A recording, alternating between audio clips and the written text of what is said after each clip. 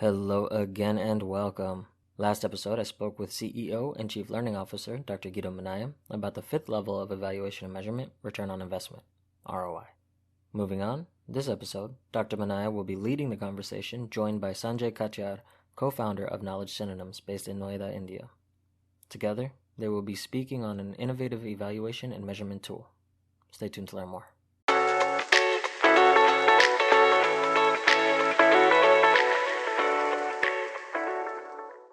Hello, all. My name is Guido Minaya, CEO and Chief Learning Officer for Minaya Learning Global Solutions. Thank you so much for joining us. And it is my great pleasure to be in a conversation with Sanjay Katiyar, and as Dario mentioned, co-founder of Knowledge Synonyms based in Noida, India. We have been longtime colleagues, Sanjay and I, and collaborators on many corporate client projects, including several Fortune 500 companies and large healthcare systems. And when it comes to evaluation and measurement, we collaborated with Sanjay and Knowledge Synonyms on a platform which is highly innovative. That's why I'm so excited to add this discussion into our podcast series of evaluation and measurement. But before we get started, let's talk a little bit and learn a little bit more about Sanjay's background. So Sanjay, do you want to share a little bit about your professional background? Hi, Dario. Hi, Guido. Thanks for having me. For the benefit of your listeners, once again, I'm Sanjay Katiyar, co-founder of Knowledge Synonyms. I've been part of a global L&D fraternity for more than 2 decades as a serial ad-tech entrepreneur.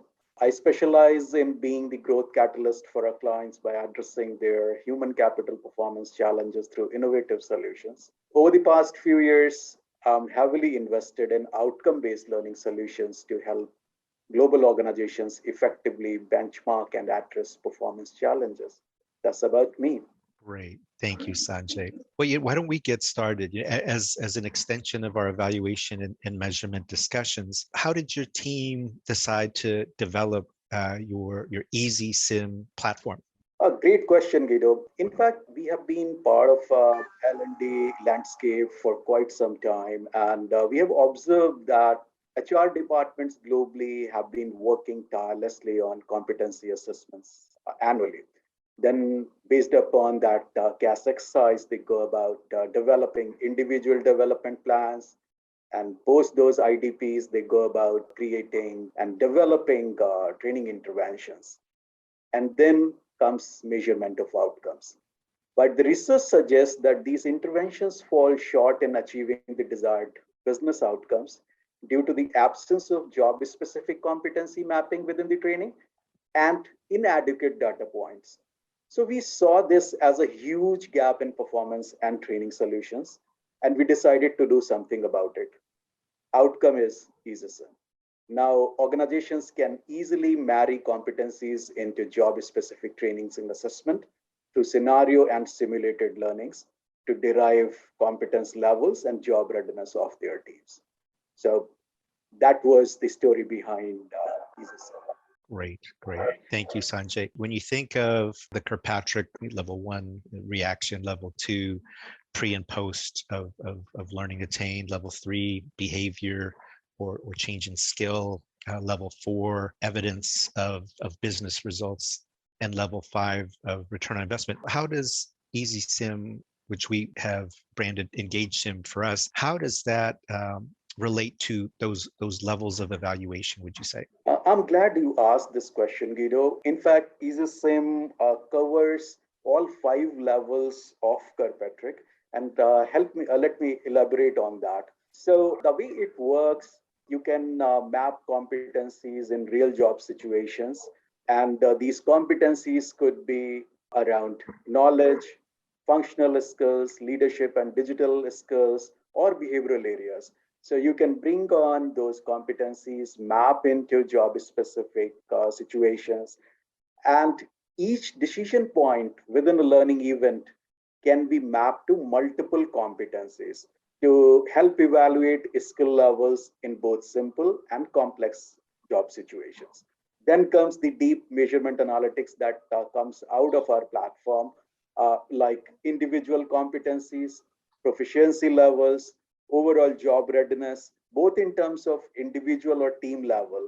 It helps organizations take data-driven, business critical decisions regarding career advancement, role realignment, new hiring, or further remediation. So it does it all. And from a learner, you can transform a learner into a creator within EasySIM. So impact comes like that.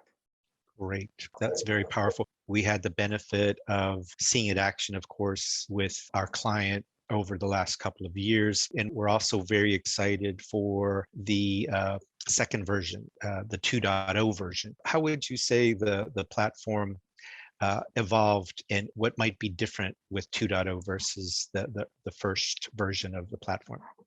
Version 1 was launched in October 2019 with minimum features. Idea was to reach out to customers, get their validation and feedback on what we are doing. Feedback was really positive, and we had a detailed product roadmap. So using that along with the customer feedback, over the past 2 years, product had completely transformed. And now it addresses multiple business challenges, not just training and assessment. So if I may take certain use cases, you can use the same platform for new hire screening. You can use it for onboarding, functional trainings, to performance assessment, to reskilling, upskilling, as well as competency assessment, along with impact analysis. So EasySIM now does it all.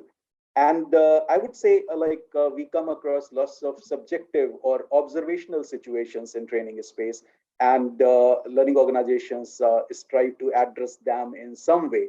So now platform is also enabling a hybrid training event with an automated workflow. So you can go ahead, enable that, and address subjective or observational situations too. In addition to that, platform also has now AI-powered authentication and proctoring. So it caters to the demand of secure training and assessment needs in this COVID era. So that is also being addressed. Additionally, version 2 with our APIs can seamlessly integrate with any in-house platform in case an organization wants to integrate it with their HRMS, existing LMS, it can, or maybe a CRM, it can go and integrate seamlessly. Also, it can reside standalone.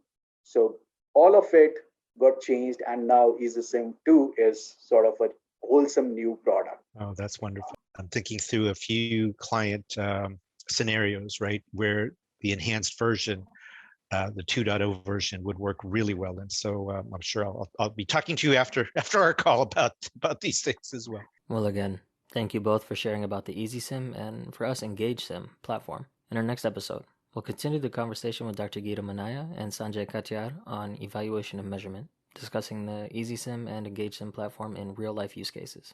Until next time.